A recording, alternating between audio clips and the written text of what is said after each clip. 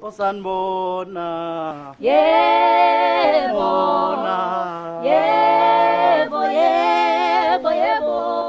Hayibo wekhulu. Ungakhohlwa njalo ukhipha isikhaftini sika Gomora lapha kubhakha yakho esesikoleni. Ave khohlwa ngihlezi ngimtshethi mebuye esikoleni into yokuqala kufanele ayenze ukuthi akhiphe isikhaftini asibeke la etsheni ukuze phela sizowasha mase kwashe izitsha. Hey. Ubheka ubuye nje manje sekuyisilwexe nje. Hey. Yena, Makhelwane. Yebo Makheni njani? Siyaphila masibise njani? Siyaphila ngani yakwethu. Yakhuphuka ngizwa abantwana bethu uyangicela. Benginibizile kodwa bengithi uzofika noNdlovu phela. Ngibona kusufika wedwa. Hayi ngane kwethu uNdlovu uyaphuthuma usehambile kodwa ke uyabuya vele leli viki elizayo. Uyabuya ngeke ukhendeza futhi. Hayi nakho. Uyabona ngifuna sikhulume kwayona lonto lokubuya kwakhe le. Yona into engifuna siyikhulume kahle kahle le. Into yokubuya kwakhe? Lento kaNdlovu yokuhlezi ebuya njalo impela sonto nempela sonto uyabuya. Hayi ngeke Makhelwane. Ikuphi inkinga? Usenza kakhulu sisi. Sekukuningi yabo ngathi ukunciphisa kancane angazi. Anciphise ini Makhelwane ukuza kwakhe? Usebuya njalo yena kufanele sisi. Mayibuye emzini wakhe akufanele. Hayi ngeke akwenziwa njena ngeke Makhelwane. Hayibo. Ngizwa yazi. Njengoba nobuya kanjani? I-weekend ne-weekend masibisi. Ngeke sekukuningi. Oy Makhelwane. Kungekudalanga wena wawucomplaina la ucomplaina ngokuthi uNdlovu akabuye egoli. Usiyabuya egoli uNdlovu. Usuyacomplaina futhi. Cha ngeke sisi. Nanokuthi akusimina kuphela masibisi engikhona ondaba. Bonke nje abafazi bala endaweni bakhathazekile ngalento yakho masibisi. Akukhulume nento yakho. Bonke sisi bakhathazela ke ukhulume nawe uNdlovu ke ninciphise sisi angeke sekukuningi kakhulu. Ayinciphi. Makhelwane yazi ukuthi ngiyafuna ukuyilalela lento yakho. Kodwa manje ngididekile uyazi ukuthi nje ngisesiqhingini nje. Ngilahlekile angikwazi ukuthi ungibizeleni kahle. Uzobuya sisi kuleso siqhingi uyangizwa yini? Buya kuleso siqhingi uhlale la eduze kwami uzwe lento engitshela yona. Awungitsheleke ungibizeleni. Ngizokutshela sisi ngicela lehlise nendoda yakho. Sehlisana. Le ndaba uthi njalo ahleze ebuye ezokubona. Akunje akwehli kahle. Akuthi ngci. Akwehli kubani? Kuthina sonke nje sisi ngoba okokuqala nje mina nobani samalungu omphakathi singomakhelwane abakhathazekile. Hayibo. Kaze ngadede uyazi ukuthi ngidedekile namanje angiqondi ukuthi inkulumo yakhe ibhekephi. No masibise mina enye into nje engikhathaza kakhulu ukuthi nani engane yomfana lapha masibise enikhulisa ngazi mina indaba ungayiboni yonke lento. Umbongeni nje obebuka uyisenza zonke lezi zinto azenzayo. Uzothini bese khula nabe inambo yendoda. Ngaphela uzothatha lezi zinto ezenziwa uNdlovu ukuthi njalo indoda ihlezi ibuye ila unkosikazi la idosi. Yabona ke Makhelwane yabona umbongeni mengaba ezokhula fanele ave ngingajabula ngoba kusho ukuthi uyoba nomuzi wakhe uyoma. Abantwana bakhe bayokondliwa unkosikazi wakhe uyothanda.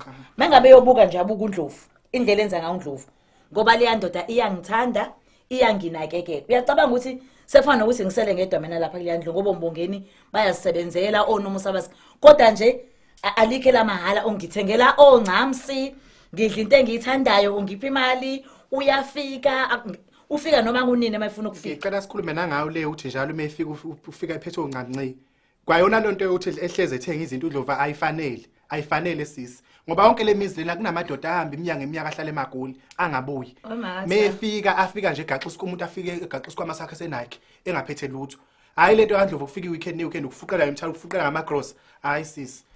Yabona mina khathi usho uzama ungithethe wonke lamadoda etha wrong uyena yedwa right uNdlovu. Yabona sena khathi sishada sinoNdlovu saqale selulekwa kuqala senziwa lento ekuthiwa i-counseling uyangizwana sathola i-counseling thina salulekwa ngokuthi emshadweni ukuphathana kanjani ingakho ke senza ngalendlela esenza ngayo mengaba nina nasho umshado wokumelwa iphoyisa ngomkhonto asingeni lapho ngiyangizwa sisengathi wawudingeka nawe ngoba enye into icikayo nje lento yakho ukuthi njalo nje meyifikileke awubusakwazi nokuthola nethuba lokuthi ukuphefumule nje ngisuke ngaludinge mase kufika indoda yami sekuphelele konke ngani yakho uvakashelwe yimina noma ukuvakashelwe yimina nje ke sihlala nawe la emakhaya ngiyakhathala njana nokubona cha ngeke noma ke siphathe sixoxe nje amakhosikazi njalo nangu ngisho efuna ukufinya uNdlovu nesiqiniseko sokuthi uvela donselo niphila la uyangiphuphela wena hayi ngeke uyangiphuphela ucabanga nje ngihlala nawe la emakhaya kufanele ukuthi mangaba afika uNdlovu ngiyokuhlala noNdlovu ngizohlala nawe futhi sis niyasihlukumeza uyangizwa yini niyasihlukumeza nisazohlukumeza ngamana sina nezingane ezincane nalento enothi mesefika uNdlovu manje lapha esitolo kaMbheleni hambe nowabili hambe nibambana ngezandla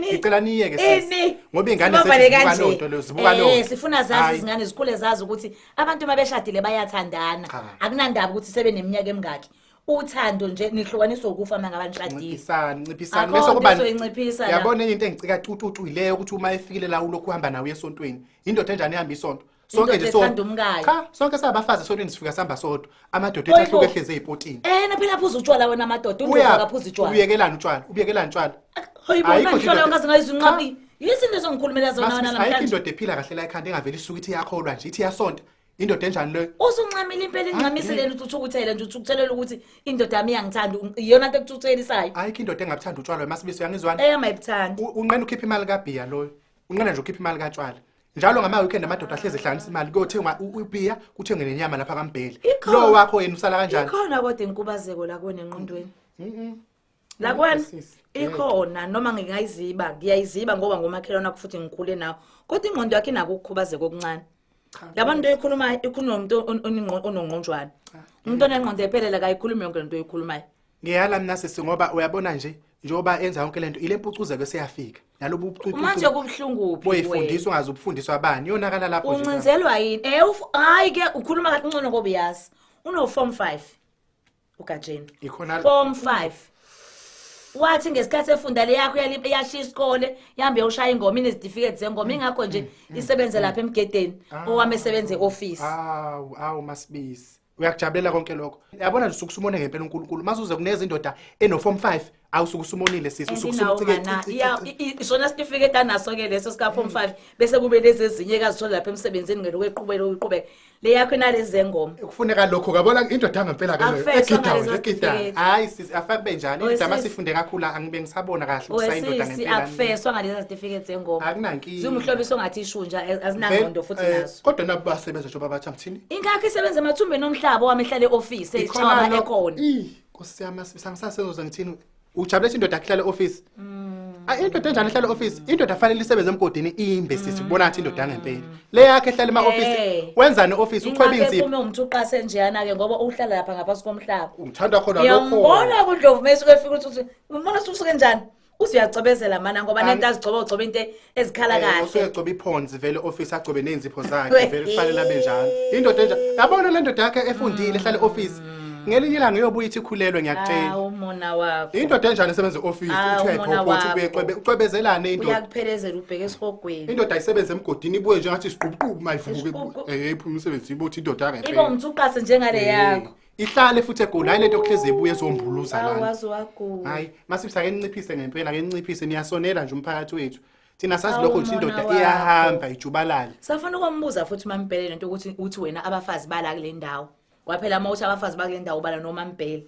ngifuna ukumbuza lento isho ukuthi kade nikhuluma ngami hayi bombuzelani manje ngithi mina nguthiphisa manje uyangiqhatha phela manje hayi phela angiqhatha ngithi uyasho kade nikhuluma naye ngiqhatha cha sisi ngeke angithi ubusho into ethiwa aniyithandi bengizokwazi kanjani mengabe ungeza uzongitshela usho ukuthi bebekuthuma ngoba bayazi vele ukuthi wena usondelene nami ngifuna ukuyombuza ke ingane yakwethu weMaMbhele naku ngizwa la kuthiwa nina nabangani bakho makatha nithi anithandi ukuthi uNdlovu abuye eGoli ungayenzi masibisi nto ngiyacela ayibo phela besikhuluma nje sibonisana sodwa awuthi besihleba kodwa nakele wena awusali kanje udlala lokunakala kwakho cha kodwa nje nciphisa ukuba futhi nje wayo isihlwane sokutshelekiswa ngaba ngiphindisele emuva awangekuboleke khona ngeke unakele ingane sidlala umasibisi nathi akumnandi ukuthi amadoda abuya kanye ngonyaka buye ngoguda buye nangokhisimuzi enjani lakhe indoda ebuya weekend neweekend uyidlisile nje umasibisi le ndoda yakho uyidlisile ukulandela sohamba siyoshisa umuzi wakhe thina somakhelwane